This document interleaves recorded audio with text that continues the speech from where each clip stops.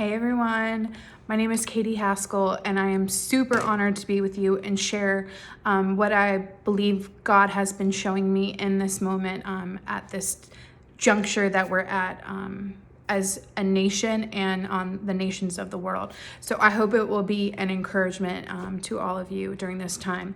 I was in prayer a few weeks ago, and I was just kind of listening to the Lord and what He had to say, and I heard the phrase, birthing out a John the Baptist generation.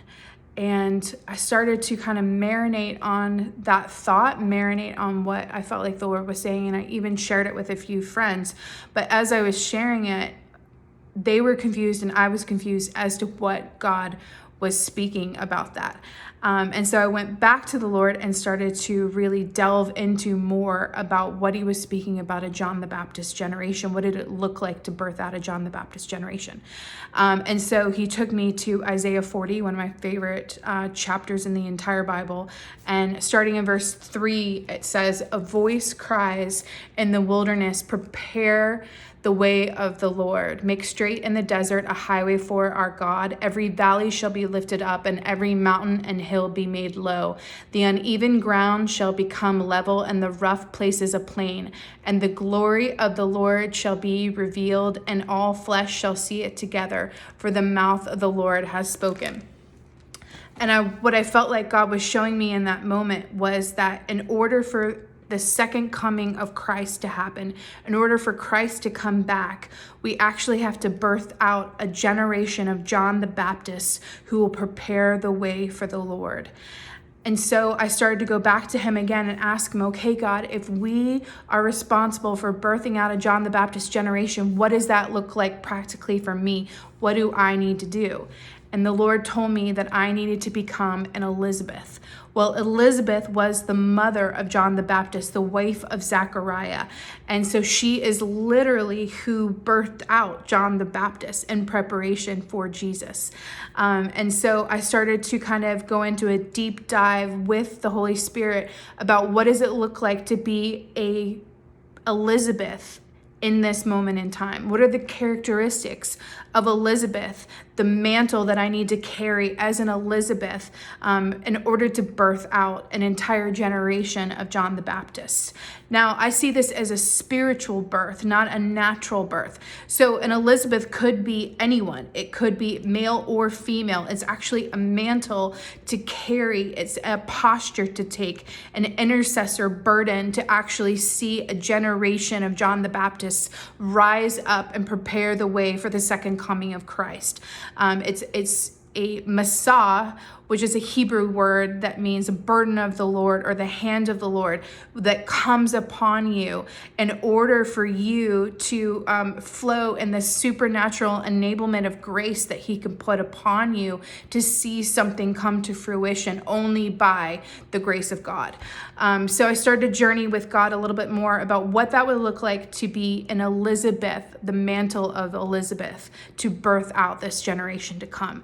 And so He gave me a few things. I'm going to be reading mainly from Luke 1, and kind of delving into the different characteristics of Elizabeth to carry in this moment in time. So I'm going to start in verse 5 in Luke chapter 1. In the days of Herod, king of Judea, there was a priest named Zechariah of the division of Abijah. I say it quickly because I don't know how to really pronounce it. And he had a wife from who was a daughter of Aaron. Now, Aaron, the brother of Moses, is who they're referring to. Aaron was of the tribe of Levite. He was a Levitical priest. So put that in your mind, the fact that Elizabeth grew up around Levites. She herself was in the tribe of Levi, a Levite. So she understood the Levitical priesthood. She understood hosting the presence of God. She understood what it meant to be a priest, to minister to the Lord. So first and foremost, that's like number one thing that I think God was showing me was the mantle of Elizabeth is understanding how to minister to the Lord first and foremost. So let's keep reading. And then it says, Her name was Elizabeth, and they were both righteous before God, walking blamelessly in all the commandments and statutes of the Lord. So, number 2, her heart was pure before the Lord. She was righteous and blameless. 2 amazing things to be said about you in the Bible, that she carried a heart of purity before God, righteous and blameless before him. So that's number 2. Let's keep going. But they had no child because Elizabeth was barren, and both were very advanced in years. So number 3, she was patient and steadfast, believing God about what he had said about her, that she would be a mother. A lot of historians place around 60 years old when Elizabeth finally gave birth to John the Baptist. So what I believe also God is showing us in that is that it had to get to a point where there was nothing else that you could say happened except for the glory of God. So he got her to a point. It wasn't that she was 30. It wasn't that she was 35. It wasn't anything that could have been said about this miracle other than God did it.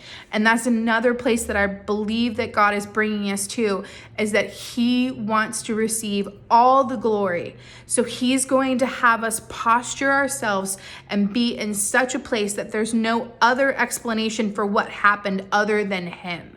So anything that you're waiting on, anything that you're believing God for, I believe that he is going to get you to such a posture of faith, such a place in time that there's no other way that anything else could get the glory for it other than him. So let's keep going. So then skip over to around verse 13.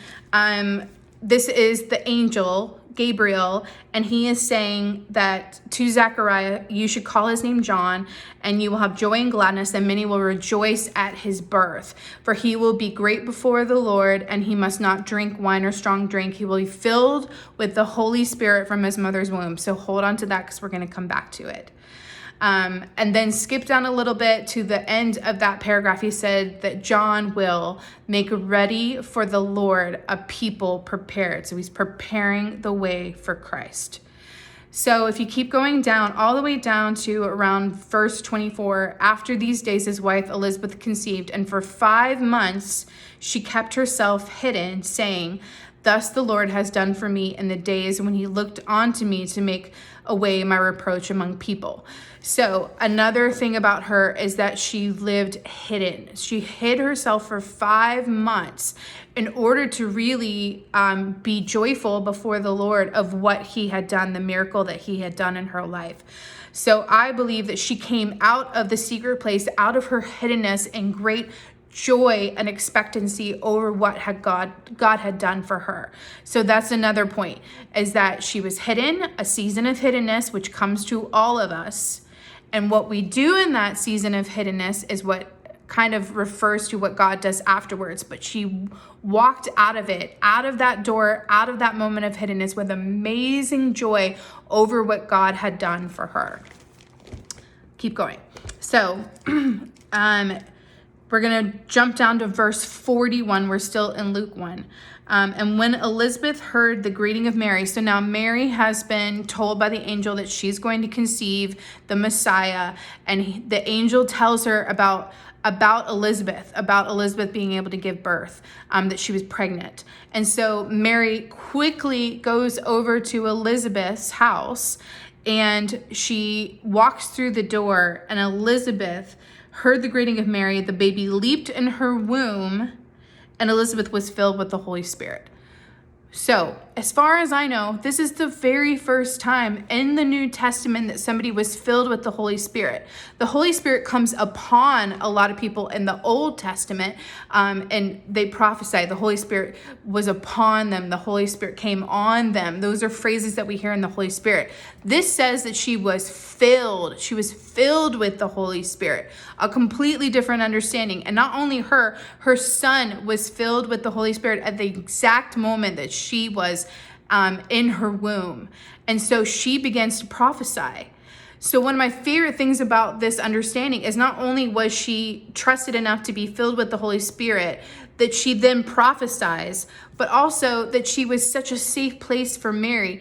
Mary is pregnant, unmarried. She's 13 or 14 years old. She is knocked up and she is coming to her cousin's house, which you had to be a place of safety, a place that is trusted, to be able to be the first person that gets a visit from Mary to be like, hey, I'm pregnant. Not only that, I've got the Messiah. But she doesn't even have to say it because Elizabeth gets so filled with the Holy Spirit that she begins to prophesy and gives a word of knowledge, one of my favorite words of knowledge in the Bible. And she says, she exclaimed with a loud cry, "Blessed are you among women, and blessed is the fruit of your womb. And why is this granted to me, that the mother of my Lord should come to me? For behold, when the sound of your greeting came to my ears, the baby in my womb leaped for joy. And blessed is she who believed that there would be a fulfillment of what was spoken to her from the Lord."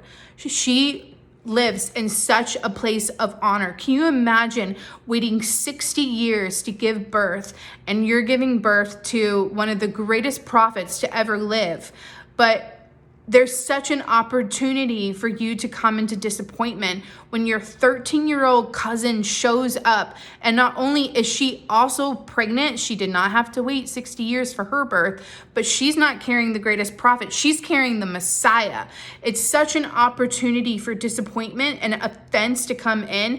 And Elizabeth does not live in any of it. She only lives in honor. She only lives in joy. She only lives in grace, which is such a testament of the posture of our hearts in this season. The way that the Lord wants us to carry this mantle of Elizabeth is to live in such honor to everyone that comes into our path. So to regroup, the highlights of Elizabeth: she's Levitical. She knows how to minister to the Lord. She's pure in heart, righteous and blameless before him. She's patient and steadfast, waiting on the Lord, believing what he had spoken about her. She lived a hidden season, and when she came out of the hidden season, she had nothing but joy overflowing out of her. She was a safe and trusted place, a place that Mary knew she could come to and reveal the deepest, darkest things inside of her. She was filled with the Holy Spirit, and because she prophesied, carried and flowed in word of knowledge and word of wisdom, and the prophetic gift. She was humble and she honored. And then finally, she was obedient. So we're going to jump down all the way to verse 57. And now the time came for Elizabeth to give birth, and she bore a son, and her neighbors and relatives heard that the Lord had shown great mercy to her, and they rejoiced with her. And on the 8th day, they came to circumcise the child, and they would have called him Zachariah after his father. Everyone thought that they were going to name the baby Zachariah, but the angel Gabriel had specifically come to Zachariah and said the child's name would be John. He was even mute during this entire time, and still Elizabeth knew to name the baby John. This is what happens. But his mother answered them and said, "No, he shall be called John." And they said to her, "But none of your relatives are called John." And they made signs to his father, inquiring what he wanted to call the baby. And he asked for a writing tablet, and he wrote, "His name is John." So they were both so obedient to the Lord. I believe obedience is a major, major thing that we're going to be carrying. Fear of God way over fear of man, that we cannot be worried about what man thinks, only worried about what God thinks. I believe that this is a time, a moment, just like in John when it says, life came into being because of him, and his life is light for all humanity. This is speaking in John 1 about Jesus. And this living expression is the light that bursts through gloom, and the light that darkness could not diminish. And then suddenly a man appeared. It's talking about John, a messenger whose name was John, for he came to be a witness, to point the way to the light of life, and to help everyone believe. John was not that light, but he came to show who is, for he was merely a messenger to speak truth about the light. So this is what we're birthing. We're birthing the generation that would point the way to the light. They would prepare the way of the Lord. And I believe that all the earth is groaning right now. Like it says in the word, all the earth is growing. All of creation is groaning right now. That's why we're in such prayer. We're in the secret place. We're in this moment because we are groaning with the groans, the pangs of childbirth, to birth out a generation of John the Baptist who will prepare the way of the Lord for the second coming of Jesus. It's so exciting. I hope you'll join with me as we become Elizabeths in this season.